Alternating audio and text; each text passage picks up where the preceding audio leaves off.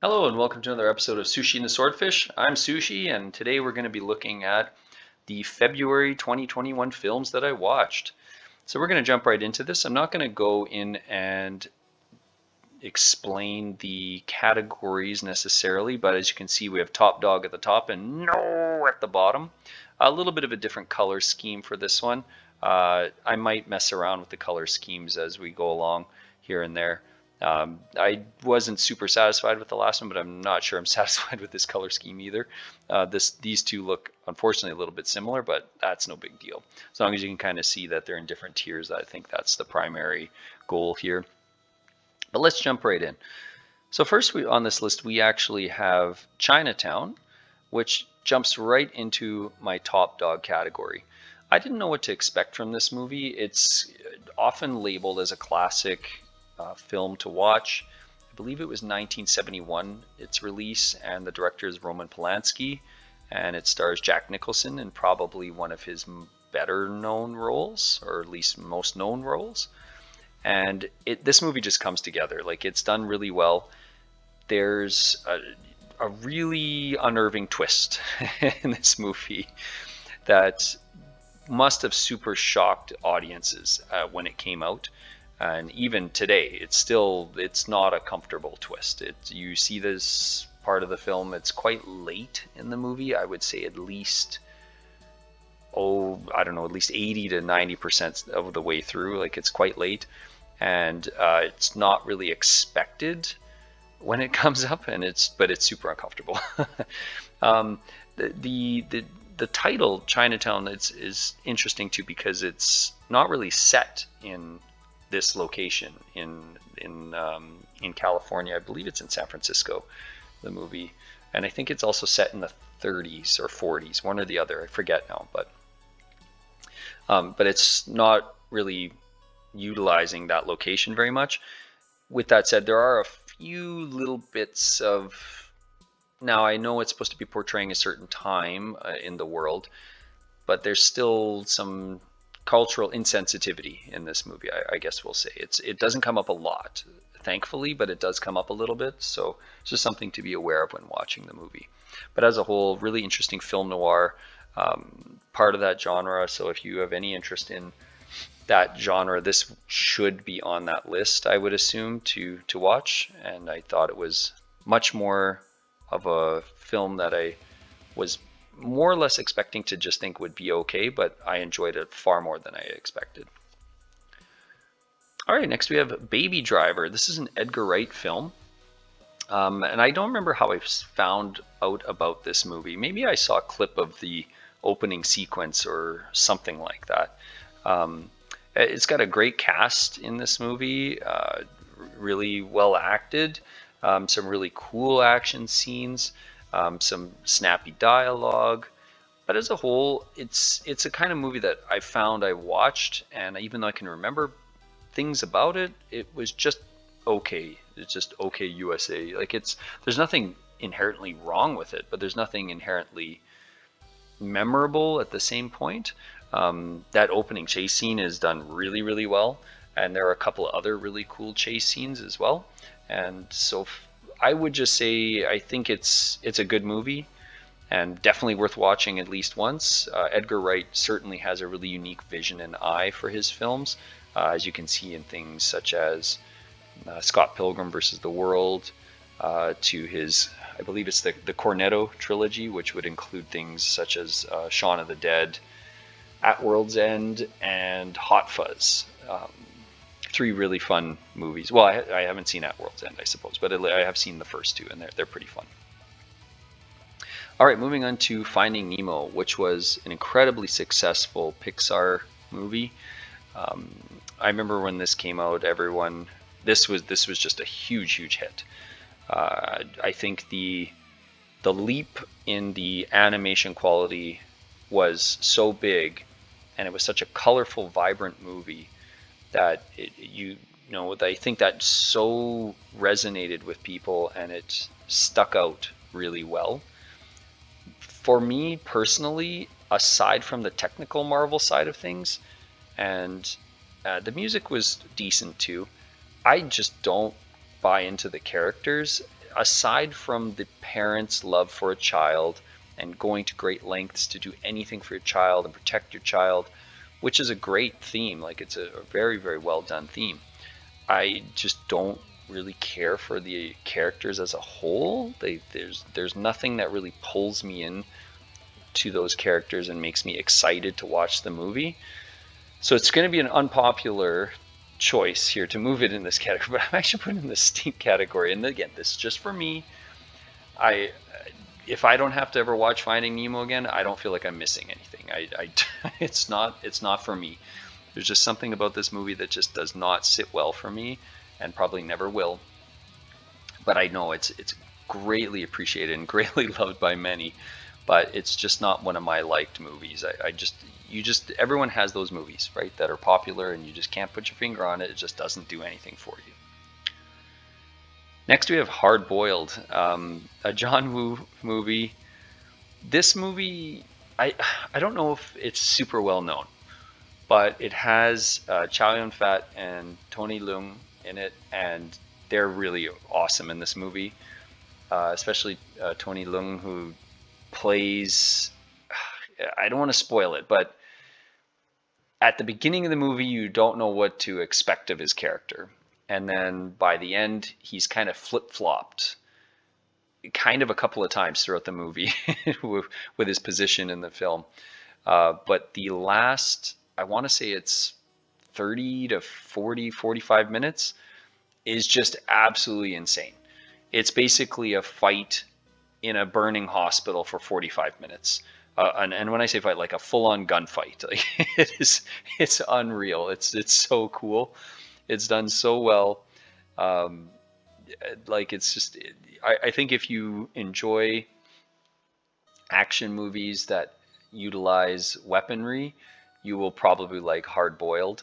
And it's so over the top in so many ways that you can't deny that it's really fun to watch. So I'm going to put it in the big money, big prizes, and I love it category. This probably would have been at the time when Hong Kong cinema was really starting to catch on outside of Hong Kong, in especially North America. I can't really speak for every other region, but this is one of those movies that probably really pushed forward and got interest in what was happening in cinema out of North America. All right, next we have Inglourious Basterds, a Quentin Tarantino film. I rather enjoyed this movie. It's a bit of a slow burn in some ways. It's not a full-on action war movie. There's elements of that, but it's definitely a very character-driven, dialogue-driven movie. Obviously, the trailer is not going to necessarily showcase that. It wants to show some of those action pieces. It has an incredible scene in a bar with, I think, pretty much the whole sequence is in German, if I remember. And it's not only acted really well, it's the conclusion of that scenario that's incredible, and what happens to the build up to the fight in that bar is just done really, really well. And there's just a lot of tension in this movie. There's several points in this movie where you think something really bad is going to happen, and it pretty much does happen, but it's the tension that gets you to that point. Really good movie. Inside Out, another Pixar movie. I don't have too much to say about it. I'm just putting it in the OK USA movie category. There were elements of this that were really, really cute. And really fun, and it's very creative. If nothing else, it's a very creative idea to have characters that are based on the emotions of one individual and what's going on internally inside this one person. I thought it was fine. I don't know if I'll go back to it, but yeah, it was worth at least one watch. Jaws is going into the big money, big prizes, I love it category. It's a fun movie, like it's a classic summer blockbuster movie. Many people say this kicked off the summer blockbuster trend in Hollywood. Still worth a watch today. Yes, there are a few points where the shark doesn't look quite as menacing, but they do a good job of not showing the shark for almost the entire film, so that you just have that dread of when they do finally show the shark. And the first moment you see the shark is done really, really, really, really well, and a super iconic line of I think you're gonna need a bigger boat.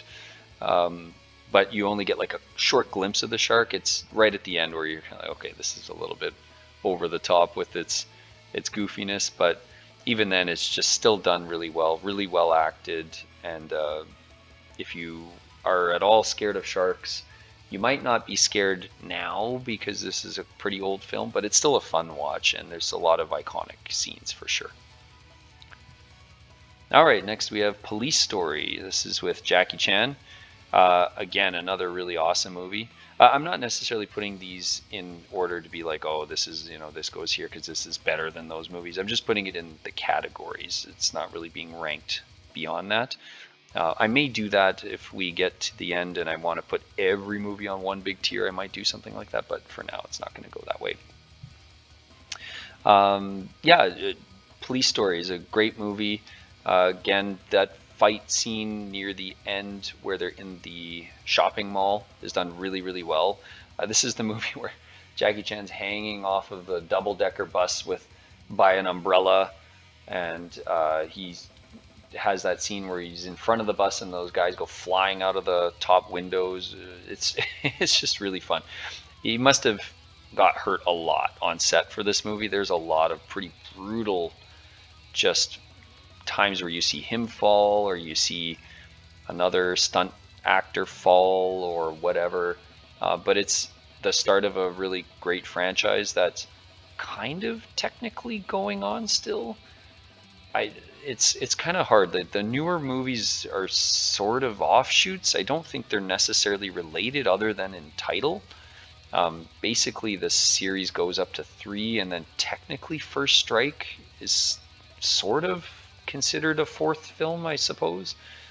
It's kind of murky. Once it got international, it sort of kind of got murky after the first 3. But it's a great start to the franchise and very fun movie. And this one definitely comes recommended as one of Jackie Chan's best. Rocky 4. This is this one's going right up into the top dog. As I said with the January list, I have a hard time debating if Rocky 3 or 4 is better for me personally. It's a fun movie to watch because it's so over the top, so many training montages. This movie really breaks the mold when it comes to its audio. The music change in this movie feels so 1980s. It's far more synthesized in sound, but it doesn't hurt the overall theme of the movie. It actually kind of gives it a different flair, and adds something to the franchise that if it just had been another Bill Conti score, I'm not too sure what that would have been like. It's kind of hard to imagine because this movie's so over the top, and those, well, at least the first 2 particularly are far more grounded in a reality that I don't know how that music would have translated to this film. And Dolph Lundgren's amazing in this movie. Like he's very menacing. All right, we have the Tigger movie here. It's a Disney movie. As I said, I'm trying to really branch out and just watch all kinds of different movies, and I just sometimes whatever's accessible, and this was something accessible, so I wanted to see it, and it was okay. It wasn't bad. It's hand-drawn animation, which you don't get a lot of nowadays. I think this was 2000. I think this movie. It's okay. It's a little bit forgettable, but there were parts of it that were really cute and sweet.